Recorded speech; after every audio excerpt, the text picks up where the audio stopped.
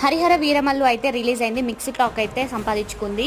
కొంతమంది అయితే 100 కోట్లు కొట్టిందని, కొంతమంది అయితే 160 కోట్లు కొట్టిందని, ఇంకొంతమంది అయితే అసలు పుష్ప రికార్డ్స్ నే దాటింది, లేపేసింది అని అయితే చాలా మంది అంటున్నారు. అందులో అయితే ఏ మాత్రం నిజం లేదు. సినిమా చూస్తున్నట్లయితే డే 1 మొత్తంలో హైదరాబాద్ లో అయితే 12.50 crores కలెక్ట్ చేసింది. సీడెడ్ లో 5.20 crores, యూఎస్ఏ లో 4.7 crores, ఈస్ట్ గోదావరిలో 3.52 crores, వెస్ట్ గోదావరిలో 2.78 crores, అండ్ గుంటూరులో వచ్చేసి 3.57 crores, కృష్ణాలో 2.8 crores, నెల్లూరులో 1.2 crore.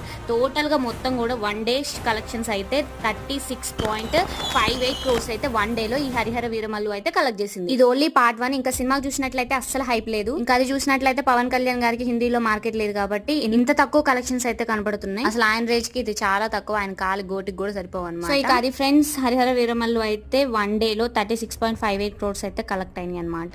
సో దీని మీద మీ ఒపీనియన్ ఏంటో కామెంట్ చేయడం మర్చిపోకండి.